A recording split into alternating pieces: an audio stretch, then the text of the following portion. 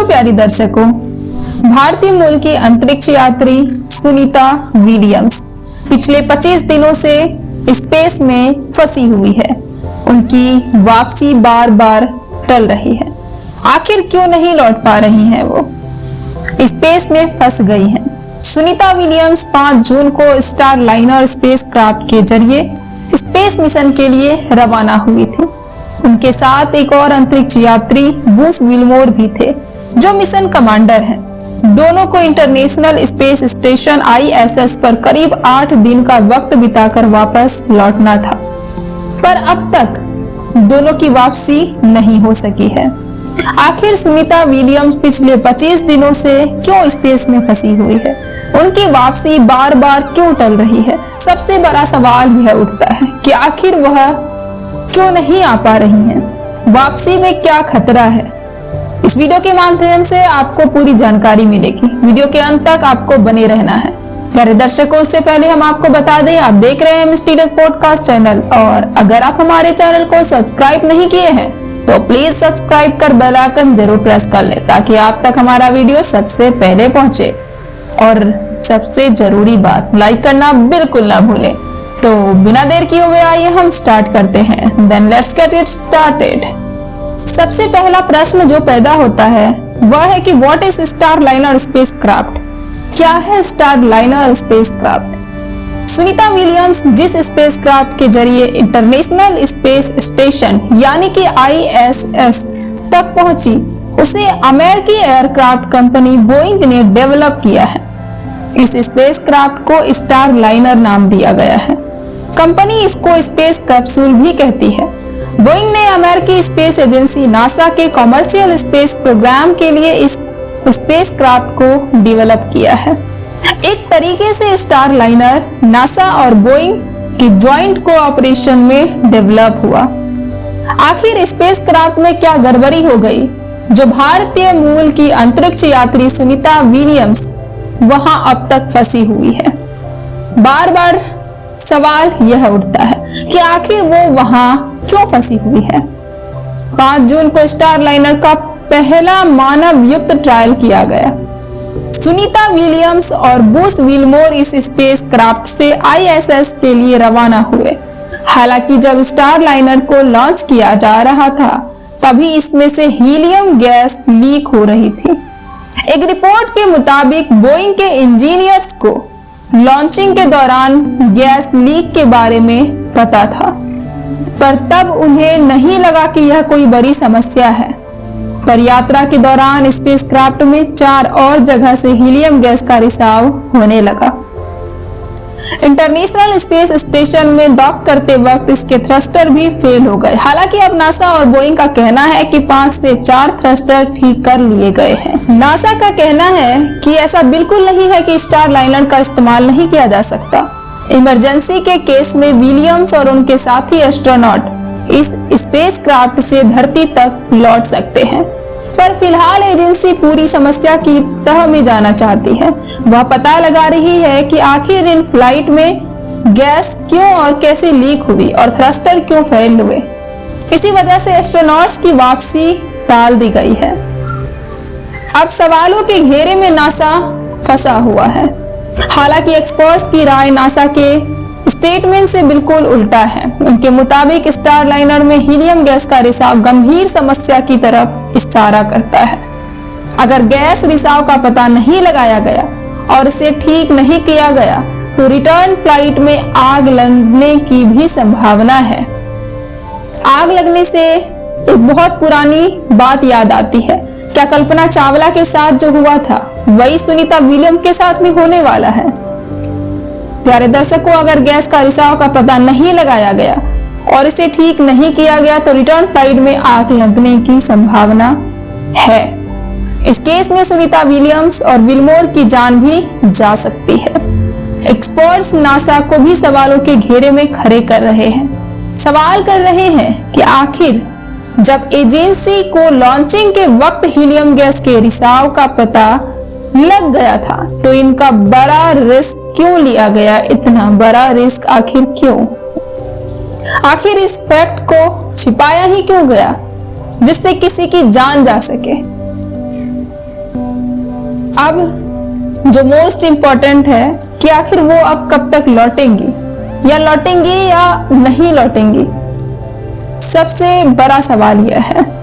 NASA का कहना है कि फिलहाल इस स्पेसक्राफ्ट की वापसी मुमकिन नहीं दिख रही है। आपको बता दें कि स्टारलाइनर 45 दिनों तक अंतरिक्ष में रह सकता है, 25 दिन पहले ही हो चुके हैं।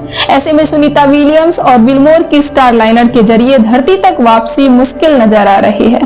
नासा अब तक 4 बार सुनीता विलियम्स की वापसी की डेट बदल चुका है। पहले 18 जून की तारीख तय की, फिर इसे 22 जून तक के लिए बढ़ाया गया, उसके बाद वापसी की तारीख 26 जून कर दी गई। अब कह रहा है कि वापसी में 90 दिनों तक का समय भी लग सकता है। अगर बोइंग का स्पेस क्राफ्ट स्टारलाइनर फेल हो गया तब भी सुनीता विलियम्स धरती तक लौट सकती है। ऐसी स्थिति में एलन मस्क की कंपनी स्पेस एक्स के स्पेस क्राफ्ट ड्रैगन या रूसी स्पेस क्राफ्ट सोयुज सहारा बन सकता है। एलन मस्क सामने आए हैं उनकी मदद के लिए। नासा इनके जरिए सुनीता विलियम्स को धरती तक लाने की योजना बना सकती है। सुनीता विलियम्स और विलमोर इंटरनेशनल स्पेस स्टेशन में अकेले नहीं हैं। वहां पहले से ही अलग अलग देशों के 5 अंतरिक्ष यात्री मौजूद हैं। नासा के मुताबिक फिलहाल उनके लिए किसी तरह का खतरा नहीं है। खाने पीने की पर्याप्त चीजें उपलब्ध हैं, पर वापसी कब, कैसे और कितने दिनों में होगी, यह सबसे बड़ी चिंता का विषय बन चुका है। 1950 के दशक के आखिरी का दौर था जब सोवियत रूस के साथ अमेरिका शीत युद्ध की तरफ बढ़ रहा था। ब्रिटेन का सूरज अस्त होने के बाद दुनिया में अगली महाशक्ति कौन होगी, इस बात को लेकर अमेरिका और रूस में होड़ मची थी। हथियारों, परमाणु बमों और तकनीक के साथ साथ एक होड़ चल रही थी अंतरिक्ष पर अपना कब्जा जमाने की। अमेरिका तेजी से अपनी अंतरिक्ष कार्यक्रम को बढ़ा रहा था, तो रूस भी हर रोज अंतरिक्ष को लेकर अपने नए नए मिशन से चर्चा में आ जाता। इसी दौर में स्पेस मिशन के लिए महिलाओं को भेजे जाने की भी बात शुरू हुई, मगर तब का अमेरिका इतना दकियानूस था कि उसे यह विचार अच्छा नहीं लगा कि महिलाओं को अंतरिक्ष में भेजा जाए। आज भारतीय मूल की अमेरिकी अंतरिक्ष यात्री सुनीता विलियम्स और बुच विलमोर बीते हफ्ते से अंतरिक्ष में फंसे हुए हैं और वो दोनों धरती पर सकुशल लौट पाएंगे या नहीं, ये सवाल सबके जहन में है। एक जमाना था जब अमेरिका महिलाओं को स्पेस में भेजने के खिलाफ था। उस वक्त अमेरिका में यह कहा जाता था कि औरतों के मुकाबले आदमी स्पेस मिशन के लिए ज्यादा फिट बैठता है। 1950 के दशक में कुछ महिलाओं ने अंतरिक्ष में जाने के लिए कई तरह का टेस्ट पास कर लिया था, मगर उनके स्वास्थ्य के डेटा को नजरअंदाज कर दिया गया। यह अजीबोगरीब तर्क दिया गया कि महिलाओं की शारीरिक क्षमता को एक तो कम होती है और दूसरा उनके शरीर की बनावट अंतरिक्ष में जाने के लिए लिहाज से सही नहीं है। 1959 में नासा के चयनकर्ता डॉक्टर विलियम रेडफोर्ड लवलेस ने मिशन मरकरी के लिए पुरुषों के साथ साथ महिलाओं का परीक्षण करने का फैसला किया। 1960 में डॉक्टर लवलेस ने बताया कि महिला पायलट जेरी कॉब ने अंतरिक्ष यात्री योग्यता टेस्ट पास कर लिया है। उन्होंने यह भी कहा कि महिला अंतरिक्ष पायलटों में अपने सहयोगी पुरुषों के मुकाबले बेहतर हैं। उस वक्त कॉब के अलावा 12 और महिलाओं ने पुरुषों की तरह ही 87 फिजिकल टेस्ट पास किए। महिलाओं का डेटा जानबूझकर दबा दिया गया। बाद में इन महिलाओं को स्पेस प्रोग्राम के तहत उड़ान भरने का मौका नहीं मिल पाया और प्रोजेक्ट ही बंद कर दिया गया। 1962 में नागरिक अधिकार अधिनियम पारित होता है। इसने महिला अंतरिक्ष यात्रियों को स्पेस में जाने में आ रही बंदी से हटाई, मगर तत्कालीन राष्ट्रपति जॉन एफ कैनेडी की मंशा थी कि चांद पर एक आदमी जाए। ऐसे में अंतरिक्ष में जाने के लिए तवज्जो पुरुष को ही मिली। करीब 20 साल बाद, जी हाँ 20 साल बाद 1983 में सैली राइट बाहरी अंतरिक्ष में जाने वाली पहली अमेरिका महिला बन गई। भारतीय अंतरिक्ष अनुसंधान संगठन यानी कि इसरो के पूर्व वैज्ञानिक विनोद कुमार श्रीवास्तव के अनुसार किसी भी स्पेस मिशन के लिए महिलाओं की बॉडी पुरुषों के मुकाबले ज्यादा फिट होती है।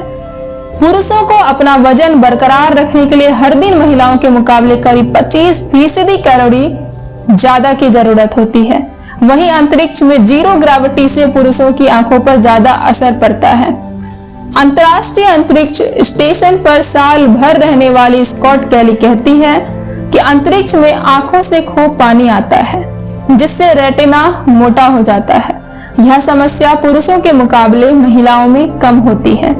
अंतरिक्ष मिशन के लिए किसी भी अंतरिक्ष यात्री का शरीर और दिमाग विशिष्ट रूप से अनुकूल होना चाहिए। रूस की वैलेंटिना तेरेस्कोवा पहली और सबसे युवा अंतरिक्ष यात्री थी जो 16 जून 1963 को अंतरिक्ष गई। उनका चुनाव 400 आवेदन में से किया गया था। आप शायद यह जानकर हैरान रह जाएंगे कि जहां अमेरिका के पुरुषवादी सोच वाले वैज्ञानिक इस घमंड में फूल रहे थे कि अंतरिक्ष की यात्रा सिर्फ आदमी ही कर सकता है, वहीं रूस ने अमेरिका से आगे निकलने की होड़ और जलन में पहली बार अंतरिक्ष में किसी महिला को भेज दिया। वो इस बात का तमगा लेना चाहते थे कि उसने अंतरिक्ष में किसी महिला को भेजकर अमेरिका से महान बन गया। वैलेंटिना ने पृथ्वी के 48 बार चक्कर लगाए। कनाडा की रॉबर्टा बॉन्डर पहली कनाडाई महिला थी जो अंतरिक्ष में गई। इसके बाद से कई महिला वैज्ञानिक अंतरिक्ष का चक्कर लगा चुकी हैं, जिनमें 1997 में भारतीय मूल की कल्पना चावला का नाम भी शामिल है। The translation research institute for space health के मुताबिक आज अंतरिक्ष यात्रियों के प्रशिक्षण में करीब 50% महिलाएं होती हैं, जबकि अभी तक स्पेस मिशनों में 12% ही महिलाएं भेजी जा चुकी हैं। इससे पहले यह भागीदारी महज 11% हुआ करती थी। ये वे महिला यात्री हैं जिन्हें बाहरी अंतरिक्ष में भेजा गया था। अब सवाल यह उठता है कि इसरो चीफ ने आखिर क्या कहा। इसरो के चीफ एस सोमनाथ ने भी एनडीटीवी को दिए गए इंटरव्यू में कहा कि सुनीता विलियम्स को कोई खतरा नहीं है। सोमनाथ ने कहा कि इंटरनेशनल स्पेस स्टेशन में विलियम्स अकेली नहीं है, वहां पहले से कई अंतरिक्ष यात्री मौजूद हैं। उन्हें भी एक न एक दिन धरती पर लौटना है। ऐसे में इस बात का सवाल ही नहीं उठता कि विलियम्स फंस गई है। सवाल स्टार लाइनर से सुरक्षित लौटने का है। तो प्यारे दर्शकों, आपको क्या लगता है कि भारतीय मूल की अंतरिक्ष यात्री सुनीता विलियम्स धरती पर लौट पाएंगी या नहीं? कमेंट के माध्यम से अपनी राय हमसे जरूर साझा कीजिएगा। प्यारे दर्शकों, तो आज का हमारा यह वीडियो आपको कैसा लगा? कमेंट के माध्यम से अपनी राय हमसे जरूर साझा करें और सबसे जरूरी बात, चैनल को सब्सक्राइब कर बेल आइकन जरूर प्रेस कर लें ताकि आप तक हमारा वीडियो सबसे पहले पहुंचे। और लाइक करना बिल्कुल ना भूलें और ज्यादा से ज्यादा अपने दोस्तों के साथ वीडियोस को शेयर करें। तो प्यारे दर्शकों, अपना सपोर्ट बनाए रखें। हम आपके लिए बहुत मेहनत करते हैं, तो आपका भी फर्ज बनता है कि हमारे सपोर्ट करते रहें ताकि हमारा मोटिवेशन बना रहे और हम इसी तरह आपके लिए लगातार नई नई वीडियोस, नई नई रहस्यमय जानकारियां हम आपको प्रोवाइड करते रहे। तो प्यारे दर्शकों, मिलते हैं नेक्स्ट वीडियो के साथ। अभी के लिए धन्यवाद। जय हिंद, जय भारत। सुखी रहे, स्वस्थ रहे।